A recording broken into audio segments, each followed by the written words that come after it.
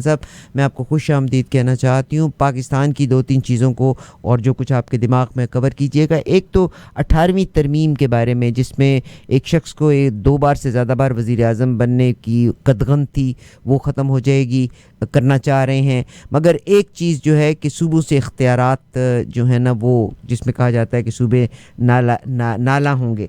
हालाँकि मैं देख रही थी कि पाकिस्तान में काम किया जाता है विदाउट अ होमवर्क, और जब ये सूबों को खुद मुख्तारी दी गई थी 18वीं तरमीम के ज़रिए, तो पहले सूबों को तैयार नहीं किया गया था। हालांकि हम कपड़े उतारने में और हम अपनी ज़ुबान के इस्तेमाल में मगरिब की पैरवी करते हैं। मगरिब में जब भी कोई हुकूमतें आती हैं तो उनके शेडो मिनिस्टर्स होते हैं, एंड शेडो मिनिस्टर्स की ड्यूटी होती है to see what that department is doing, but unfortunately हमारे यहाँ होमवर्क का फुकतान है। फयाज़ विलाना साहब, you have all the time to cover all these subjects, और ऑफ कोर्स कोर्ट के ट्रायल के हवाले से साइफर का मामला, और उसको भी कवर कर लीजिएगा।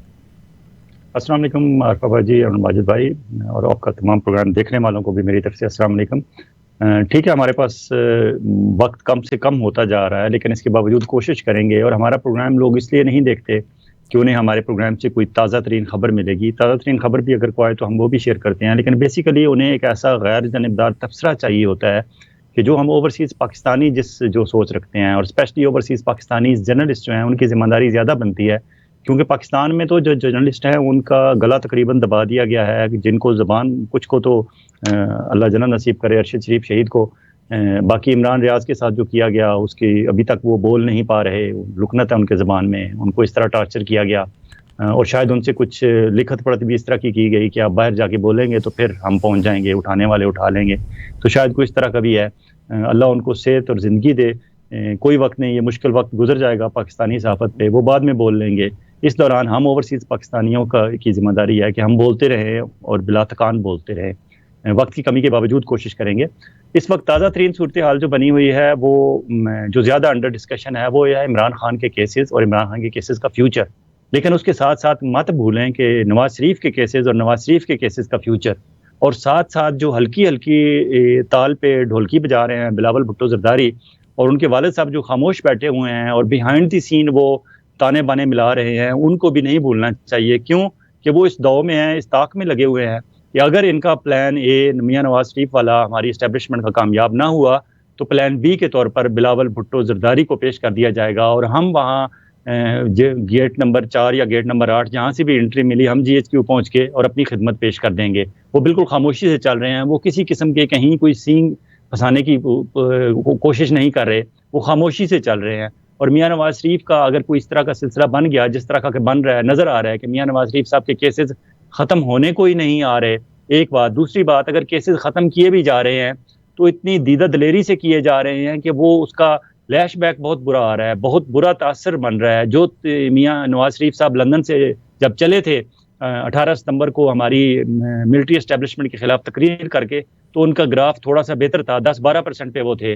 पाकिस्तान पहुंचने के बाद जब मीनार पाकिस्तान उन्होंने खिताब किया तो वो 18 सितंबर वाली तकरीर टोटली उनकी 180 डिग्री पे चली गई थी, और उनका ग्राफ 12% से नीचे 7-8% पे आ गया।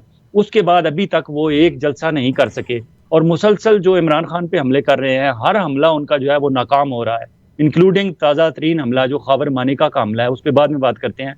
तो मियां नवाज शरीफ साहब का ग्राफ 12% से कम होते होते 7, 8 और 5% पे अब आ गया है। बाकी अपने तौर पर इतने सर्वेज करा के देख लिए हैं हमारी मिलिट्री एस्टेब्लिशमेंट वालों ने, हमारे मुख्तदर हल्कों ने, हमारे फैसला साजों ने, कि कहीं से भी कोई उन्हें अच्छा रिजल्ट नहीं आ रहा। अब उन्होंने हल्का वाइज चतराल से शुरू किया है, जो कभी NA1 होता था, अब उसका NA1 नंबर नहीं रहा, शायद NA1 अब पेशावर को दे दिया है इन्होंने। चतराल को से इन्होंने शुरू किया है हल्का वाइज। 3 हल्कों का वहाँ सर्वे कराया गया है चतराल से, अपर दीर, लोअर दीर और चतराल का। तीनों जगह पे PTI इस वक्त टॉप पे है, और PTI अगर किसी जगह कम से कम कोई हल्का था जहाँ के अब्दुल अकबर चतराली जो जमात इस्लामी के MNA हैं, उससे पहले ये वो हल्का था जहाँ नुसरत भुट्टो MNA रही हैं, पीपल्स पार्टी की शरीक चेयरपर्सन। उस हल्के में आज सर्वे जो ताज़ा तरीन आया है उसमें PTI 48% पे है, 18% पे मुस्लिम लीग नून है, और जमात इस्लामी कहीं 22% पे है, और 1% पे है पीपल्स पार्टी। वो पीपल्स पार्टी जो आज 1% पे है, कभी वहां से नुसरत भुट्टो इलेक्शन जीतती रही हैं, चतराल वाले नुसरत भुट्टो को इलेक्शन जितवाते रहे हैं। आज अगर वो वहाँ पीटीआई भी पीछे, पीपल्स पार्टी भी 1% पे आ गई है, जमात इस्लामी का सिटिंग एमएनए है और वो 22% पे है। मुस्लिम लीग नून इतना जोर लगाने के बावजूद और उनकी अपनी हुकूमत होने के बावजूद, लाइक हुकूमत है प्रैक्टिकली, बज़ाहिर नहीं है, लेकिन जो काम हो रहे हैं वो सारे मुस्लिम लीग नून की हदायत की रोशनी में हो रहे हैं। मुस्लिम लीग नून की हुकूमत होने के बावजूद वो अभी 18% पे आगे नहीं जा रहे और पीटीआई 48% पे है। तो इसलिए वहां से फिर लोअर दीर और अपर दीर में तो पीटीआई 60-70% पे है। अब इस तरह के भी सर्वे कुछ मरियम सफदर साहबा, क्योंकि आपको पता है मरियम नवाज शरीफ, मरियम सफदर भी के लोग कहते हैं भूल के, मरियम नवाज शरीफ भी, मरियम नवाज शरीफ ने कोशिश ये की कि कुछ सर्विस कंपनी करने वाली कंपनीज को हायर किया और उन्होंने कहा कि हम ये हमसे पैसे ले लें और हमारी मर्जी का सर्वे कर दें। अब उन कंपनीज को भी कुछ अपनी साख का ख्याल रखना होता है। उन्होंने पूरी कोशिश करके देख ली, उन सर्विस में थोड़े थोड़े नंबर मियां नवाज शरीफ के ज्यादा है, वो सर्विस करा के भी हमारी मिलिट्री एस्टेब्लिशमेंट के आगे रखे मरियम नवाज ने कि ये देख लें अब्बा जान ऊपर जा रहे हैं, लेकिन उन्हें यकीन नहीं आ रहा क्योंकि जाहिर है उन्होंने अपने तौर पर सर्वे कराए हुए थे, वो मरियम नवाज के कराए हुए सर्विस पर भी यकीन नहीं कर रहे। अब इसलिए मियां नवाज शरीफ साहब को शायद ये लग रहा है कि मेरे पीछे से किसी वक्त भी मिलिट्री एस्टेब्लिशमेंट हाथ निकाल देगी। अब ये बात उन्होंने हल्की हल्की करनी शुरू कर दी गई है कि मियां नवाज शरीफ साहब के टेस्ट ड्यू हैं और मियां नवाज शरीफ साहब कोई पता नहीं आंदा चंद दिनों में लंदन अपने टेस्ट के लिए लंदन चले जाएं अपने इलाज के लिए। ये लंदन इलाज के लिए नहीं जा रहे। आपको याद होगा जब वो 4 साल वहां रहे हैं, कभी नहीं सुना था कि वो फलां हॉस्पिटल गए हैं, फलां लैब गए हैं, फलां डॉक्टर ने उन्हें विजिट किया है या उन्होंने फलां डॉक्टर को विजिट किया है या फलां हॉस्पिटल को विजिट किया है। उनकी ट्रीटमेंट सब भूली हुई थी। अब यहाँ से फिर उन्हें नजर आना शुरू हुआ है कि शायद मैं ट्रैप हो गया हूँ, शायद मैं फंस गया हूँ, शायद मुझे फंसाने के लिए यहाँ लाया गया था, ये तो एक्चुअली मुझे फिर बिहाइंड द बार करेंगे, मेरे खिलाफ फिर सख्ती करेंगे और मुझे किसी ने इलेक्शन नहीं लड़ने देना। क्यों कि इमरान खान बहुत ज्यादा मकबूल है और इमरान खान की मकबूलियत का तोड़ इनके पास एक ही है कि मुझे भी पीछे कर दें और मेरे भाईजान को आगे कर दें या बिलावल भुट्टो को आगे कर दें, या अगर इन सब में से फिर भी कामयाब ना हुए तो कोई पता नहीं वो किसी वक्त भी शाह महमूद कुरैशी या परवेज इलाही पे हाथ रख दें, हाथ रखने वाले, तो मेरा फिर पता कट जाएगा। इसलिए वो शायद इलाज की का अभी से उन्होंने वो राग लापना शुरू कर दिया है कि मैंने टेस्ट के लिए लंदन जाना है। एक तो ये बात होगी। दूसरी बात, खावर मानेका का इंटरव्यू जो है वो बहुत डिस्कस हो रहा है पाकिस्तान में। हमें नहीं करनी चाहिए बात, ये इंतहाई नापसंदीदा फेल है कि खावर मानेका ने जो किया, जो इंटरव्यू शाहजेब खानज़ादा ने किया खावर मानेका का, जो खावर मानेका ने इंटरव्यू दिया, उस पर बात नहीं करनी चाहिए। ये चीज़ें पब्लिक में नहीं आनी चाहिए। ये लोगों के ज़ाती फेल हैं, ज़ाती मामलात हैं, ज़ाती ज़िंदगी है। लेकिन अब चूंकि पाकिस्तान भर में इस पर बात हो रही है और इसका असर हमारी सियासत पे है, इसलिए हमारी मजबूरी है मेरे जैसे बंदों पे जो कभी जिंदगी भर किसी की जाती मामले पे बात ना करें, मेरे जैसे बंदे के लिए यह मजबूरी है कि हम बात करें, क्योंकि सियासत का इससे एक डायरेक्ट रिलेशन है। हम उस पर नहीं करेंगे कि उसने क्या कहा, हम इस पे नहीं करेंगे कि उनका ताल्लुक कैसा था, हम इस पे नहीं करेंगे कि उनका ताल्लुक कैसा टूटा, लेकिन इस इंटरव्यू के आफ्टर इफेक्ट्स पे तो हम बात कर सकते हैं। आफ्टर इफेक्ट्स पे जब हम बात करते हैं तो उसमें 3 चीजें, फॉर एग्जाम्पल कि उसका पॉलिटिकली क्या असर हुआ, पॉलिटिकली पीटीआई पे क्या असर हुआ, पॉलिटिकली इमरान खान को मजीद लोग इमरान खान की फेवर में गए। लोगों ने कहा शाहजेब खानज़ादा तुमने भी गलत किया, जियो आप पे भी जिस तरह पहले पाकिस्तान की अक्सरियत जो है वो उनको लान तान कर रही है, मजीद लोगों ने उसमें लान तान में इजाफा किया। खावर मानेका को लोगों ने बुरा भला कहा कि भाई वो तुम्हारी बीवी नहीं थी, तुम्हारे 5 बच्चों की माँ थी। अगर तुमने अपनी बीवी का ख्याल नहीं रखा, कम अज कम उसे अपने बच्चों की माँ के तौर पर ही उसकी तुम रिस्पेक्ट कर लेते। खावर मानेका को लोगों ने सख्त नापसंदीदगी का इजहार किया और स्पेशली जब उसे उठाया गया था तो करप्शन के चार्जेस में उठाया गया था।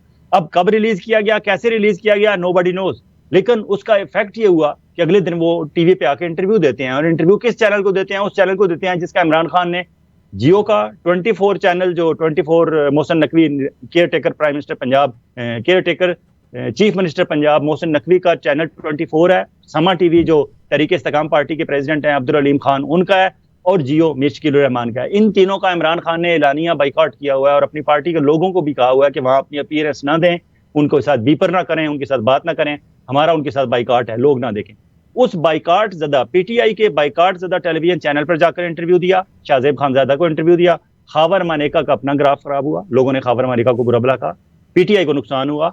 अब उसके मुकाबले में सियासी वेटेज कौन लेना चाहता था, वो पीएमएलएन थी। पीएमएलएन का मजीद उससे ग्राफ नीचे हुआ क्योंकि लोगों को वो सारी बातें याद आ गई कि मियां नवाज शरीफ साहब आप तो वही हैं जिन्होंने 1990 में लाहौर में आपको हुसैन हक्कानी जैसे छोटे कद के किरदार, प्रैक्टिकली उनका कद छोटा है मैं इसलिए कह रहा हूं, छोटे कद के हुसैन हक्कानी जैसे लोग आपके साथ एडवाइजर थे और आपने लाहौर के एक प्रिंटिंग प्रेस पे जिसकी एड्रेस तक लोग देते हैं वहां बैठ के फेक फोटोशॉप अपनी तस्वीरें की थी और बेनजीर भुट्टो और नुसरत भुट्टो की नाजेबा तस्वीर आपने हेलीकॉप्टर से फिकवाई थी। आप वही मियां नवाज शरीफ साहब हैं। मियां नवाज शरीफ साहब, अगर आपका वही चाल चलन है, हमें इस पर भी इतराज नहीं है, आपका जाती फेल है। आपको अगर यही अदा पसंद है सियासत में, आप इसी तरह सियासत करना चाहते हैं, बिल्कुल जारी रखें। लेकिन आपको यह बात जहन में रखनी चाहिए कि 1990 और 2023 के दरमियान 34 ईयर्स का डिफरेंस है। 34 ईयर्स, एक बहुत, दो जनरेशन जवान हो जाती हैं। इन 34 ईयर्स में हमारी जो जनरेशन इस वक्त जवान हो चुकी है, उसके सामने ये सीता वाइट, उसके सामने ये रेहाम खान, उसके सामने ये आयशा गुलालाई, उसके सामने ये खावर मानेका, ये सब जीरो हैं। ये कौम, ये जनरेशन इस बात को इंतहाई नापसंदगी की नजर से देखती है। उस वक्त आपने हमारे बुजुर्गों को और हमारी उम्र के और हमसे बड़ी उम्र के लोगों को बरगला लिया था, इस जाल में फंसा लिया था और उनसे वोट एंटी बेनजीर भुट्टो आपने वोट कास्ट करा लिए थे और आपने मियां नवाज शरीफ साहब, आपने उस वक्त इलेक्शन जीत लिया था। लेकिन अब शायद आप वो ना कर सके, आप उस तरह का फायदा अब नहीं उठा सकते। अब की जनरेशन ये बात तस्लीम करने के लिए तैयार नहीं है। दो बातें एक और बात नहीं दो आप बिल्कुल कर लीजिएगा। दो बातें, एक तो मैं ये कहना चाहती हूँ, ये वही खावर मानिका हैं। जब इनकी शादी हुई थी तो खावर मानिका ने कहा था कि Bushra Bibi is a Payas woman, और हमारी बाकायदा डाइवोर्स हुई और उन्होंने पूरी की पूरी इद्दत पूरी की। तो एक शख्स कैसे अपने अल्फाज, एक बात, and I don't want to discuss it at all. Malik Riaz sahab ने भी इंटरव्यू दिया है। मेरा ख्याल हर इंसान अपने मामलात से बरी होने के लिए एक आके इंटरव्यू दे देता है, and that's for it is. जी आप बात अपनी मुकम्मल कर लीजिए। अच्छा, इसमें एक और बात जो है वो लोगों को इसका, ये तो हमने पॉलिटिकली बात कर ली। टेक्निकली खावर मानिका का ये इंटरव्यू इमरान खान के हक में गया है, केस में, जो उनका इद्दत का केस है उसमें। इस इंटरव्यू में ये साबित किया है खावर मानिका साहब ने कि ये निकाह जो है इद्दत के 46 दिन बाद हुआ है। अब केस ये था कि जी 90 दिन पूरे नहीं हुए, लेकिन लोग भूल जाते हैं कि सुप्रीम कोर्ट ऑफ पाकिस्तान में अल्लाह दाद वर्सेस मुख्तार नाम का एक केस था। केस नंबर 1992 SCMR 1273, ये केस का नंबर है। सुप्रीम कोर्ट ऑफ पाकिस्तान में रफीक तारड़ साहब, जो साबिक सदर पाकिस्तान है, मियां नवाज शरीफ साहब के दस्ते राज थे, सता तारड़ के बुजुर्ग थे। रफीक तारड़ साहब उस वक्त सुप्रीम कोर्ट के जज थे और वो शरीयत अपीलेंट कोर्ट के चीफ जस्टिस थे, उसके सरबराह थे। और उनके साथ दो नीचे जज साहबान थे शरीयत अपीलेंट बेंच में। उस शरीयत अपीलेंट बेंच में एक थे जस्टिस पीर मोहम्मद करम शाह अल अजहरी भेरा शरीफ वाले, जो अल अजहर यूनिवर्सिटी के ग्रेजुएट थे और जस्टिस थे शरीयत कोर्ट में। दूसरे थे मौलाना तकी उस्मानी, ये जस्टिस तकी उस्मानी, ये दोनों शरीयत कोर्ट के मेंबर थे। और उस शरीयत बेंच के हेड जो थे वो रफीक तारड़ साहब थे। उसमें अल्लाह दाद वर्सेस मुख्तार केस में ये तय हुआ था, ये फैसला सुनाया गया था कि 39 दिन की इद्दत जायज़ होती है। उस फैसले के तनाज़र में अगर आज 46 दिन बता रहे हैं अपने खावर मानिका साहब, तो इमरान खान के खिलाफ तो इद्दत का केस खत्म हो गया। तो बेसिकली इमरान खान को कहीं ना कहीं से हेल्प मिल जाती है, कोई अल्लाह ताला मदद करता है, कोई खुफिया मदद उसके पहुंच जाती है कि ये उसके खिलाफ बात करते हैं। अल्टीमेटली पता चलता है कि वो बात तो इमरान के हक में निकली। पब्लिकली लूज किया इन्होंने, जो इमरान खान के खिलाफ प्रोपेगेंडा करना चाहते थे, लोगों ने इस बात को पसंद नहीं किया। टेक्निकली अब कोर्ट में जाएंगे तो लोग हवाला देंगे उसका कि ये देखें, ये 46 दिन कह रहे हैं, 39 दिन की इद्दत जायज़ है पाकिस्तान में, सुप्रीम कोर्ट का फैसला आ चुका है, इसके बाद में यूज किया गया है। इसी तरह सियासी तौर पर भी लोग मजीद इमरान खान के साथ जुड़ रहे हैं। तो ये एक टॉपिक ऑफ द टाउन था। दूसरा इस पे मैं बात करना चाहता था, टाइम ही खत्म हो गया। आप जरा अगर 1 मिनट में कवर कर लें, देयर आर टाइम्स के we have to cover this. जी आप कवर कर लें 1 मिनट में।